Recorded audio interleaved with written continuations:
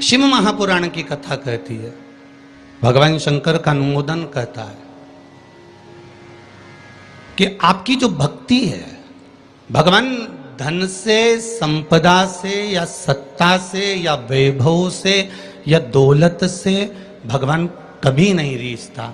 अगर भगवान को चाहिए तो तुम्हारा केवल निर्मल मन चाहिए, भगवान को और कुछ भी नहीं चाहिए, तुम्हारा केवल मन। उसके सिवाय भगवान तुम्हारे वैभव से, तुम्हारे पास में कितनी गाड़ी है, कितना बंगला है, कितना धन है, कितना वैभव है, कितनी सत्ता है, कितनी दौलत है, भगवान को उससे कोई मतलब नहीं। भगवान को अगर मतलब है तो केवल तुम्हारे मन से मतलब है। शबरी अम्बा के दरवाजे पर भगवान गए, क्या दिया शबरी अम्बा ने? भगवान को क्या प्रदान करा शबरी अम्बा ने? केवल एक झूठे बेर, और झूठे बेर के सिवा भगवान कुछ ले भी नहीं रहा है।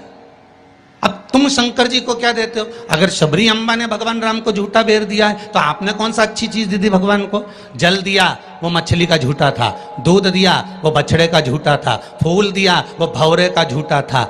मिठाई बना कर दी, वो चींटी की झूठी थी। तुमने दिया क्या? और ये मनुष्य का शरीर दिया भगवान के चरणों में, ये भी तो झूठा है। फोन पे तो तुरंत कह देता है, माँ तो तारे बिना एक बिना नहीं रहूं, एक मिनट नहीं रहूं, तेरी तो मुझे बहुत याद आए। और भगवान के पास जाए कि तुम्हारे बिना मेरा कोई नहीं है। भगवान के रेंदे रे झूठेला। भगवान भी कहते काहे को झूठ बोले? अभी फोन पे बोल रहा था, मेरे को थारी याद आ रही, तेरे बिना एक मिनट नहीं रह सकता, तू तुम्हारे हृदय में बसी ने, तू तुम्हारा चित्त वृत्ति में बसी। और मंदिर पहुंचा ने अगरबत्ती लगाते लगाते बोला, तन मन धन सब कुछ तेरा। भगवान के आ गया भेरू झूठेला। भगवान सोचे काय आया।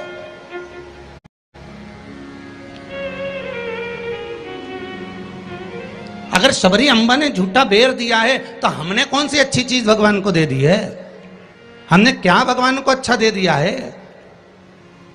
हम भी तो झूठा ही दे रहे हैं। पुष्प दिया, वो भी झूठा था। जल दिया, वो मछली का झूठा था। दूध दिया, वो गाय के बछड़े का झूठा था। मिठाई दी, वो चींटी की झूठी थी। हम जो परमात्मा को दिए वो सब कुछ झूठा था। यहां तक हम भगवान का जो स्मरण भी कर रहे हैं, कई लोग भगवान के मंदिर में बैठकर घंटों तक माला पकड़कर भी अगर भगवान के मंदिर में बैठकर भजन कीर्तन स्मरण कर रहे हैं तो वो ये सोचे कि नहीं ये सत्य है, तो उसने उसमें भी छल कर दिया। थोड़ी देर तक तो मन लगता है, उसके बाद ये चित्त, ये वृत्ति, ये मन कहीं ना कहीं डोल जाता है। इस मन को लोग कजन कहां लेकर चले जाते हैं। बड़ा बड़ा कठिन है महाराज, ये बड़ा कठिन।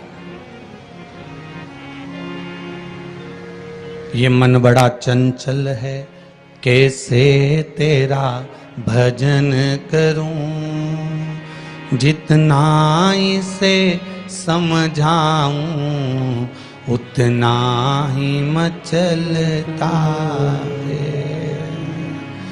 भोलेनाथ हे शंभो, हे त्रिकालदर्शी, हे कैलाशी, हे अविनाशी, हे शिव, हे करुणा सागर। ये चित्त, ये मन, ये वृत्ति बड़ी चंचल है।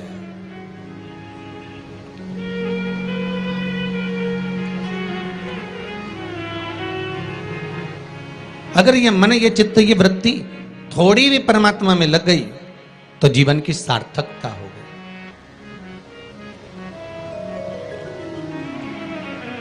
ब्रह्मा और भगवान विष्णु दोनों मिलकर मंथन कर रहे हैं। और एक बात बहुत ध्यान से सुनना, शिव महापुराण के इस चरित्र को याद रखना कि ब्रह्मा और भगवान विष्णु ने मंथन किया, और मंथन किया तो शंकर भगवान के शिवलिंग को प्रकट किया। आपसे भी निवेदन है, जब दोनों पति पत्नी, भाई भाई, घर के बुजुर्ग, माता पिता, घर के बच्चे जब एक साथ कहीं बैठे हुए हों तो शिव महापुराण की कथा कहती है आप भी शिव महापुराण का थोड़ा सा मंथन करो। उस मंथन से जो प्रकट होगा वह तुम्हारे घर का आनंद करा देगा। शिव पुराण का मंथन।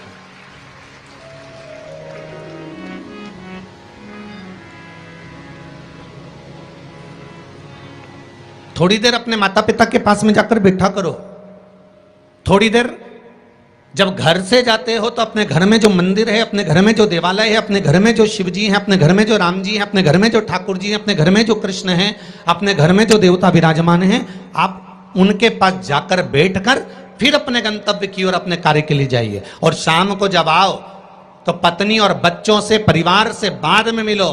सबसे पहले अगर दुकान की चाबी भी लेकर आए हो, थोड़ा सा धन भी लेकर आए हो, थोड़ा सा सामान भी लेकर आए हो, थोड़ा सा व्यापार का कुछ चीज भी आप लेकर आए हो, तो सबसे पहले जाकर भगवान के मंदिर में जो आपके घर में है उसके पास में बैठकर उसको बताया करो, आज मैंने व्यापार करा उसमें यह लाभ हुआ, आज मैंने व्यापार करा उसमें यह हानि हुई, और आपकी कृपा से आज मैंने दुकान व्यापार व्यवसाय आज का पूरा करा। हे देवाधिदेव महादेव, हे मेरे ठाकुर, हे मेरे कृष्ण, हे मेरे राम, आज भगवान की कृपा, आपकी कृपा बहुत बनी रही और मेरा सब कार्य सफल हुआ। बाबा को प्रणाम करो, नमन करो और फिर अपने माता पिता, परिवार, कुटुंब, कबीला जिससे मिलना है मिलो, फिर मिलो।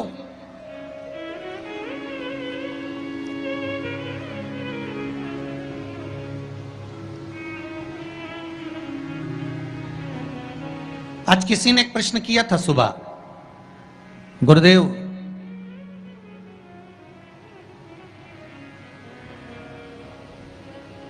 अगर भगवान के मंदिर जाना है हमको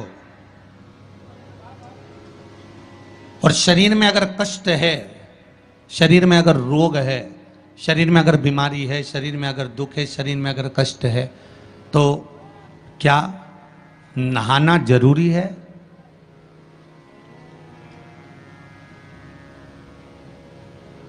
शिव महापुराण की कथा कह रही है,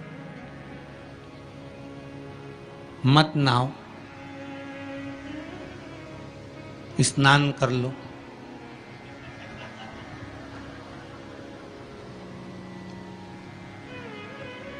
मत नहाओ, स्नान कर लो।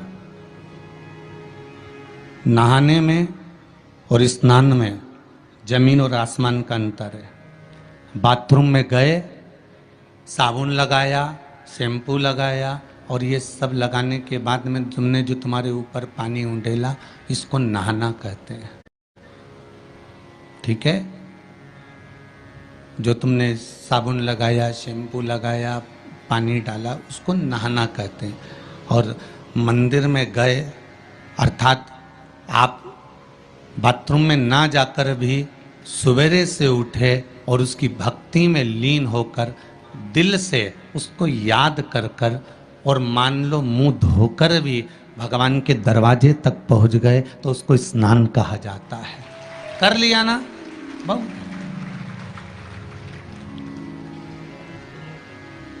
नहीं है ना शरीर में बल?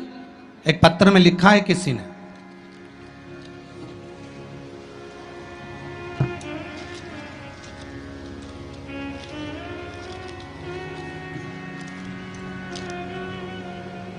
मैं बदनावर धार के पास बालोदा में रहती हूँ। मेरा नाम शांतिबाई कुमावत है। कहीं बैठी हो तो खड़ी हो जाएं। आप ही हैं? दोनों हाथ हिला दो एक बार। मेरा नाम शांतिबाई कुमावत है। गुरुदेव, आज मैं अपने पैरों पर खड़ी हूं और घूम रही हूं, ये शिव की ही कृपा है, शंकर की कृपा है। मैं कैंसर से पीड़ित हूं, बहुत सारे अस्पतालों में मेरा इलाज हुआ है। ऐसा कोई हॉस्पिटल गुजरात का, राजस्थान का और महाराष्ट्र का नहीं जहां पर मेरा इलाज नहीं हुआ। रह रह कर कैंसर उपज रहा था, परेशान हो गई थी गुरुदेव। तब बाबा की कृपा से डॉक्टर ने कह दिया अब तुम्हारे शरीर में और ऑपरेशन का दम नहीं बचा, इसलिए अब तुम भगवान के ही सहारे जियो। और डॉक्टर ने अगले ऑपरेशन करने से मना कर दिया। मैं घर आ गई, शिव महापुराण की कथा सुनी और गुरुदेव अब मैंने भी विचार कर लिया कि ये शरीर मैंने शंकर को दे दिया। और गुरुदेव एक बेलपत्री शिव जी पे चढ़ी हुई अपनी पोती से, बेटों से बुलवाती और उस बेलपत्री को जल के साथ खाना चालू कर दिया। 2 कदम भी नहीं चल पाती थी क्योंकि कैंसर के ऑपरेशन इतने हुए थे। गुरुदेव, आज मैं इस पंडाल में बैठकर कथा सुन रही हूं, ये शिव की ही कृपा है, ये शंकर की करुणा। एक बात बहुत सुंदर आपने लिखा है शांतिबाई जी, माता जी, कि गुरुदेव जांच भी कराई, अब डॉक्टर बोल रहा है तुम तो ठीक होती चली जा रही हो, ऑपरेशन की भी जरूरत नहीं है। अब बाबा की यह कृपा हुई है, ये करुणा है। बैठो मां, बैठो। हर हर महादेव। ये शिव की कृपा है, ये शंकर की करुणा, ये शंकर की उदारता है, ये शंकर की दया है, ये शिव करुणा है। अकाल मृत्यु वो मरे जो काम करे, चंडाल का काल उसका क्या बिगाड़े, जो भक्त हो महाकाल का। शंकर की आराधना करने वाला, शिव का स्मरण करने वाला, शिव भक्ति में डूबने वाला, शंकर का अनुमोदन करने वाला कभी भी भटकता नहीं है। शिव उसको मार्ग तक पहुंचा ही देता है, पहुंचाएगा।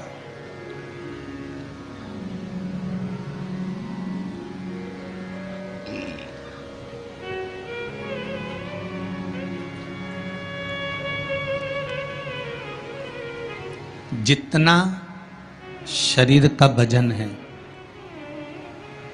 बहुत ध्यान दीजिएगा जरा।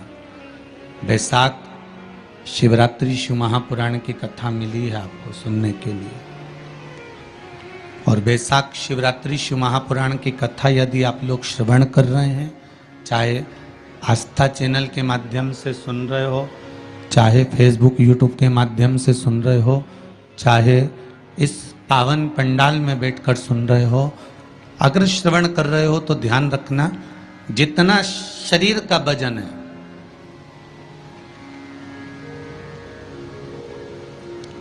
सत्तर kilo, 25 kilo, 20 kilo, 15 kilo, 50 kilo, उतना ही किलो के हिसाब से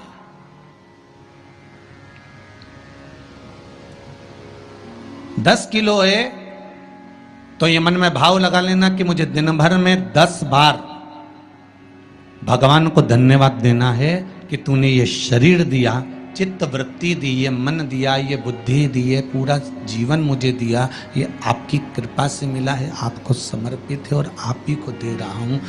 10 किलो के हो तो 10 बार आप भगवान को धन्यवाद दीजिए, 20 किलो के हो तो 20 बार धन्यवाद दीजिए, 80 किलो के हो तो 80 बार धन्यवाद दीजिए, 90 किलो के हो तो 90 बार धन्यवाद दीजिए कि ये आपकी कृपा से मुझे प्राप्त हुआ है,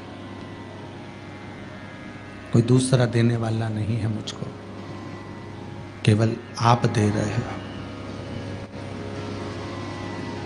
उसके सिवाय कुछ नहीं मिला।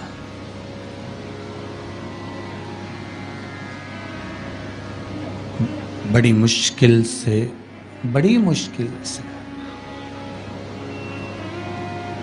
उसने कृपा कर कर यहां भेजा है अपने को, बड़ी मुश्किल से भेजा।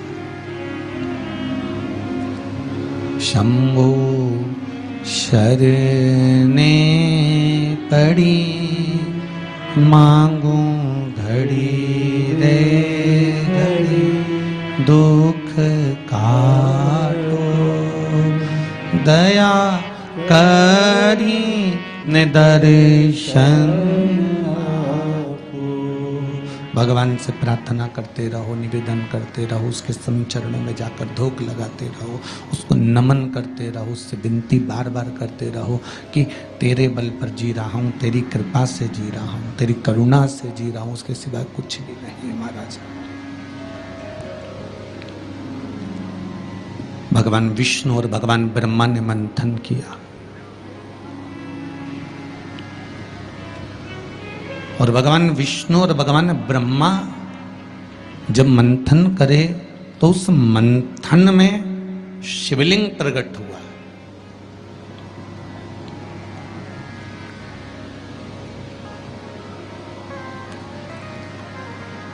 मंथन में शंकर का प्रकट होना बहुत बड़ी बात है।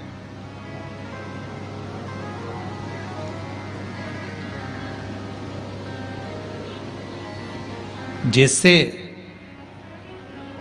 बात बात में शिवजी का नाम, शंकर का यश, शंकर भगवान का गुणगान, शंकर भगवान की भक्ति की बात आपके मुख पर अगर बार बार आ रही है ना, आप बार बार कह रहे हैं कि बड़ी कृपा करी साहब मेरा, मैंने तो पशुपति व्रत करा था और भगवान ने मेरा ऐसा कर दिया, मैंने भगवान को मूंग चढ़ाया था और भगवान ने ऐसा कर दिया, मैंने चावल चढ़ाया था भगवान को और भगवान ने ये कर दिया, मैंने भगवान को बेलपत्र चढ़ाया था भगवान ने मेरा ये काम कर दिया, भगवान को मैंने धतूरा चढ़ाया था भगवान ने मेरा ये काम कर दिया। आप बार बार शिव जी का यशगान गाते हो ना, यश गुण गाते हो, तो उसमें भी एक सुख का अनुभव होता है।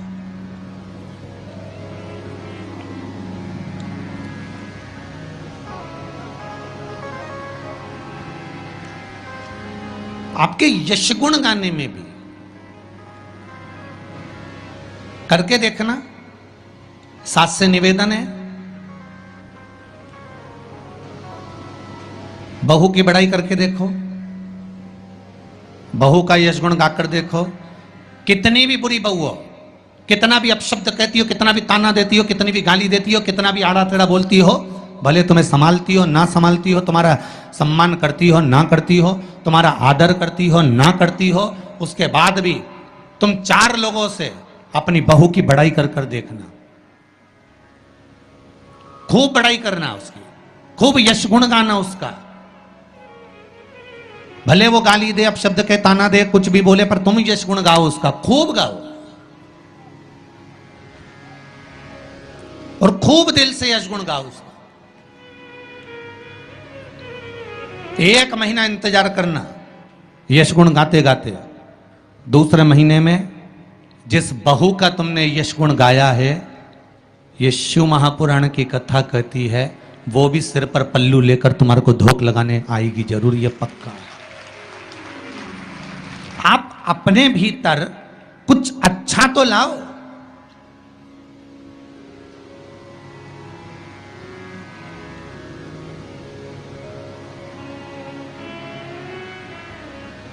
कुछ अच्छा ढूंढने का प्रयास तो करो।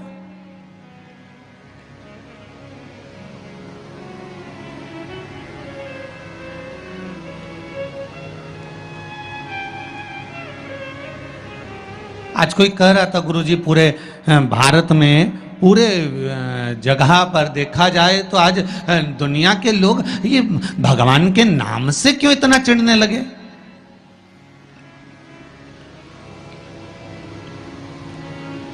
भगवान के नाम से, राम नाम से, शिव नाम से, कृष्ण नाम से, ये दूसरे लोग आखिर चिढ़ते क्यों? तो हमने कहा सीधी सीधी बात है कि रामचरितमानस में भी वर्णन आया कि जब जब रामचरितमानस में जब जब राम जी की सेना के लोग जय जय श्री राम चिल्लाते थे, तब तब जितने राक्षस थे वो सब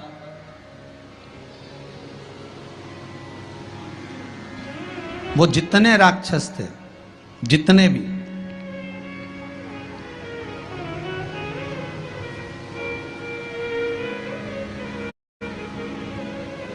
राम सेना के दल के लोग जब जब श्री राम चिल्लाते थे, जितने भी राक्षस थे वो सब भिनक जाते थे, सब भिनकते थे, सब गुस्सा करते थे, सब क्रोध करते थे। जब उस समय पर भगवान के नाम से राक्षस भिनक जाते थे, तो आज के समय के राक्षस भी तो जय जय श्री राम करने पे भिनकेंगे कि नहीं भिनकेंगे? जरा विचार तो करो।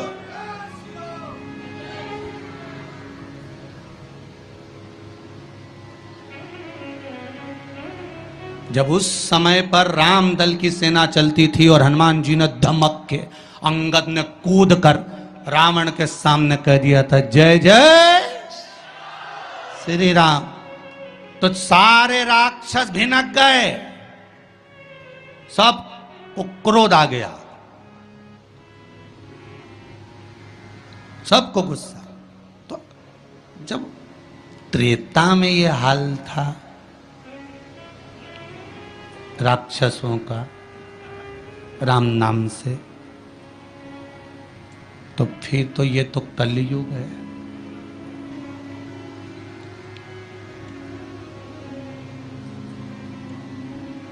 अब तुम राम बोलोगे तो थोड़ा सा तो भिनकट्टा छूटेगा ही इनके भीतर भी, थोड़ा थोड़ा तो आएगा। पर आग लगे बस्ती में, अपन रहो मस्ती में, जो ज्यादा भिनके नहीं तो उसको भिना करने दो।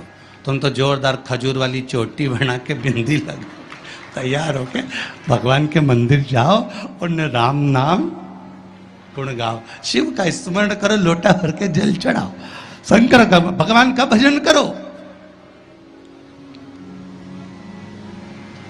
शिव की भक्ति में जितने जितने लग सकते हो उतने लगो,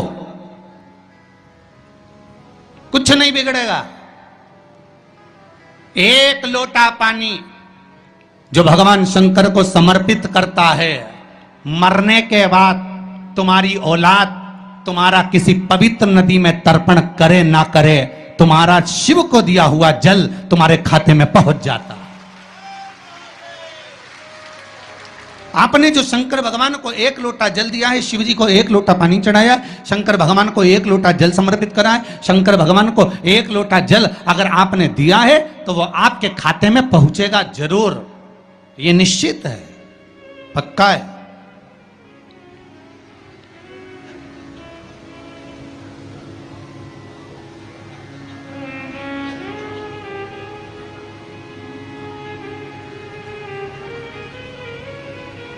और शिव भक्ति के अनुसार, शंकर भगवान के अनुमोदन के अनुसार,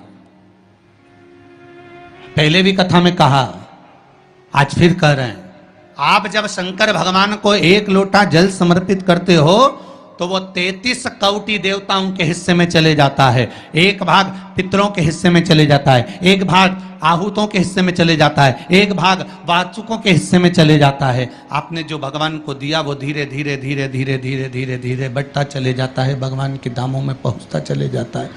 जिन जिन को आपने नहीं भी दिया, शंकर भगवान पे चढ़ा हुआ जल उन तक भी पहुंच जाता है। ये केवल आपकी निर्मल और आनंदित भक्ति के बल पर पहुंचता है,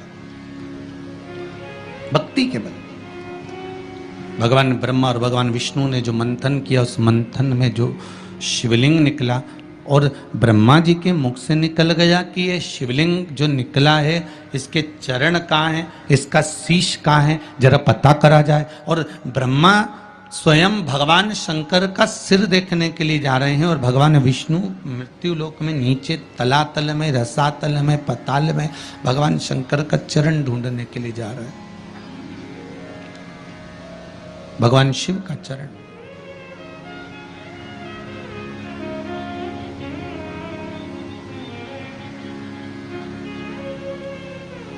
गए दोनों, वो ऊपर गए, ये नीचे गए देखने के लिए। कई लोग शिव महापुराण की कथा, स्मरण, भजन, कीर्तन सुनने के लिए नहीं जाते हैं। मंदिर में कई लोग भगवान शंकर पर जल चढ़ाने नहीं जाते हैं। कई लोग ये देखने के लिए जाते हैं कि कौन आया कौन नहीं आया, किसने सुना और किसने ना सुना, किसने धारण करा किसने ना करा।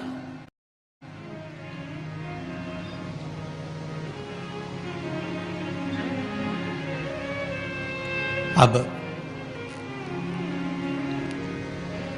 ब्रह्मदेव ऊपर गए, इतने ऊपर पहुंच गए, इतने ऊपर पहुंच गए, इतने ऊपर पहुंच गए कि उनके भीतर अभिमत्ता, अहंकार थोड़ा थोड़ा समाहित होने लगा और उन्होंने केतकी के पुष्प को तोड़ लिया और केतकी के पुष्प से कहा कि तुम नीचे चलो मेरे साथ में, भगवान विष्णु के सामने चलकर कह देना कि मुझे भगवान शंकर का शीश मिल गया।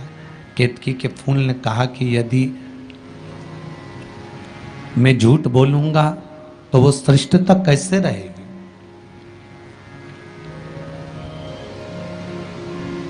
मेरे झूठ बोलने की श्रेष्ठता कैसे होगी?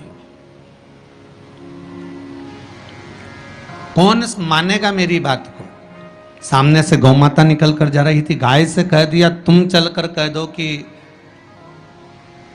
तुम चलकर कहो कि भगवान ब्रह्मदेव को भगवान शिव का शीश मिल गया। गाय कहती है मैं क्यों झूठ बोलूं? उसको भी थोड़ा सा लोभ दिया गया और केतकी के पुष्प को भी थोड़ा सा लोभ दिया गया। दोनों को थोड़ा थोड़ा लोभ प्रदान करा। और शिव पुराण कथा कहती है कि जब व्यक्ति के जीवन में थोड़ा सा लोभ उपज जाता है, थोड़ा सा लालच आ जाता है, तो फिर जीवन का किया हुआ सारा कर्म उसका बेकार हो जाता है। और वही हुआ है। केतकी के पुष्प के मन में ये लोभ जाग गया कि मैं ब्रह्मा जी के द्वारा सिंचित हो जाऊंगा, आनंदित हो जाऊंगा। और गाय के मन में ये लोभ जाग गया कि ब्रह्मा जी कह रहे हैं कि सबसे पहली रोटी आपको प्रदान कर दूंगा, तो ये लोभ ही तो जागा। कोई भी चीज करो,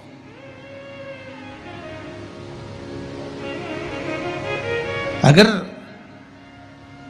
कोई सत्कर्म आप कर रहे हैं, थोड़ा सा अच्छा कार्य आप कर रहे हैं, भगवत भजन आप कर रहे हैं, कीर्तन आप कर रहे हैं, मंत्र जाप आप कर रहे हैं, स्मरण आप कर रहे हैं, नाम जाप यदि आप कर रहे हैं, तो वो लोभ से परिप्त होना चाहिए, बहुत दूर।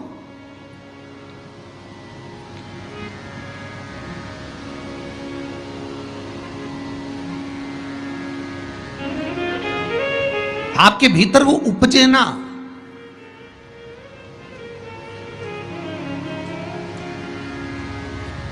फिर चाहे दुनिया के लोग कितना भी कहे ना, वो एक बेल बेचारा किसान का एक बेल कुएं में गिर गया। अब कुएं में गिर गया तो किसान का बेल जब कुएं में गिरा तो ये देखा कि कुएं में से बेल को निकालना है। खूब मेहनत करी किसान ने बेल को निकालने की, पर वो बेल निकल नहीं रहा था। बहुत बहुत बहुत बहुत मेहनत करने के बाद भी वो बेल नहीं निकला। बहुत अथक प्रयास करा गया पर बेल नहीं निकला। तब किसान ने फिर कहीं मशीन वाले से कहा होगा कि इस बेल को निकालना है। मशीन वाले ने कहा 25,000 रुपये लग जाएंगे, 20,000 रुपये लग जाएंगे। तो उसने सोचा 20,000 25,000 लग जाएगा तो इससे अच्छा है कि इसको पड़े ही रहने दो। बेल किसी काम का तो था नहीं, बूढ़ा हो गया था। अगर बेल बूढ़ा हो गया है तो इसी कुएं में पड़े रहने दो, मर जाएगा।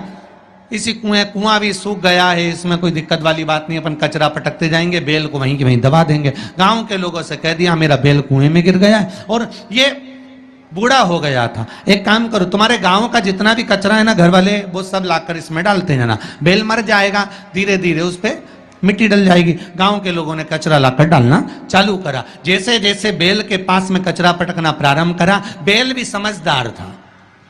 इधर कचरा पटकते तो इधर पांव रखकर खड़ा हो जाता, इधर पटकते तो इधर पांव रखकर खड़ा हो जाता। धीरे धीरे पूरा कुआं भराते चले गया और बेल कचरे पर पांव रखते रखते रखते रखते रखते रखते बाहर।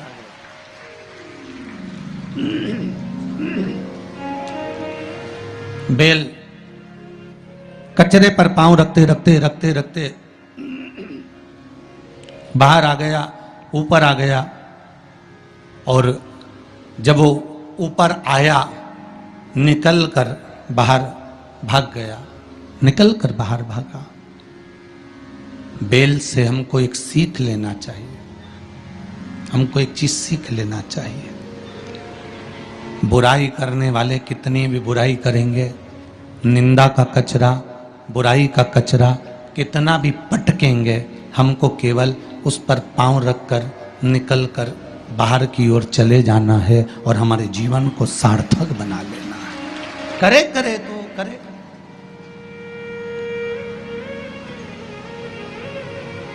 अब शब्द कहने वाला कहता रहे, ताने देने वाला देता रहे, गाली देने वाला देता रहे। अपनी शिव भक्ति, अपना स्मरण, शंकर का अनुमोदन होता रहे, बस इसका ध्यान रखना। बैसाख के महीने में नवमी तिथि को माता जानकी का प्रागट्य हुआ है। पृथ्वी से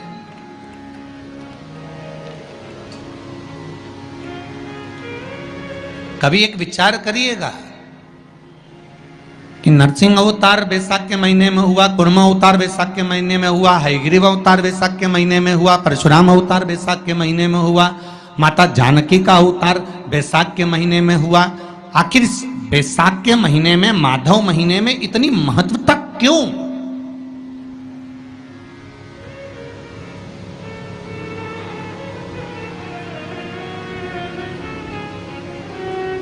बैसाख के महीने में पड़ने वाली एकादशी, चतुर्थी, प्रदोष,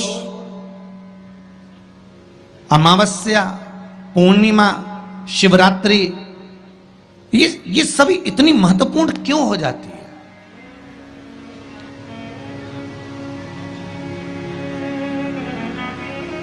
इसकी महत्वता इतनी प्रबल क्यों हो जाती है? किस लिए? क्योंकि बैसाख का जो महीना पड़ता है, सूर्य की संपूर्ण तपन, सूर्य देव अपने पूर्ण तेज के साथ में, पूर्ण तेज के साथ में मृत्यु लोक के निवासियों पर, चाहे जलचर हो, थलचर हो, वायुचर हो, चाहे जो जीव हैं, उस पर जब किरण फेंकते हैं तो संसार का जो मनुष्य है उस पर जब ताप पड़ता है तो ताप पड़ने के कारण उसके मुख से भगवान का नाम निकल ही जाता है, स्मरण नाम निकल ही जाता है। जब उसके मुख से भगवान का नाम निकलता है तो वो भगवान की शरणागति खुद ग्रहण कर लेता है स्वयं।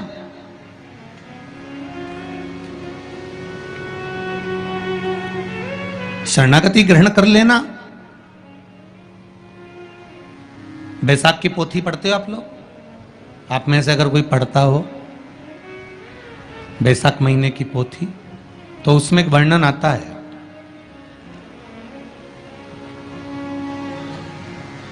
गीता प्रेस गोरखपुर के कल्याण अंक में भी आप ये पावन बैसाख चरित्र श्रवण कर सकते हैं। उसमें बैसाख महीने की पोथी में 10वें दिवस की कथा में 10वें अध्याय में एक व्याध और शंख मुनि का चरित्र आता है।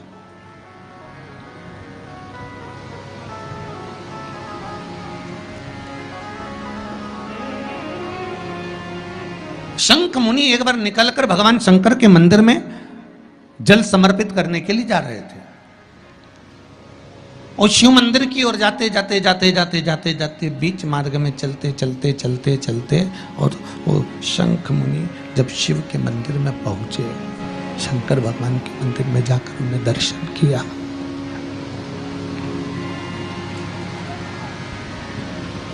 जल का पात्र उठाया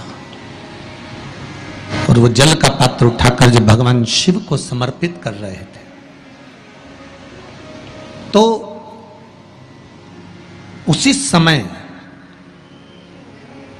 जल का पात्र उठाकर जब शंकर भगवान को समर्पित करा गया और शंख मुनि निकलकर जब बाहर आ रहे थे, आते आते शंख मुनि के मन में एक भाव उत्पन्न हो गया कि जब हम भगवान शिव को कुछ वस्तु समर्पित करते हैं तो उसका फल, उसका पुण्य फल हमें कितने समय में प्राप्त होता है। ये शंख मुनि के मन में एक विचार जागृत हो गया, शंख मुनि के मन में एक भाव जागृत हो गया।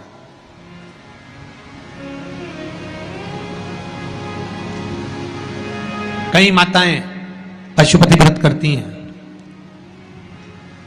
कई ऐसी भी माताएं हैं जिन्होंने 2-3 बार पशुपति व्रत कर लिए होंगे।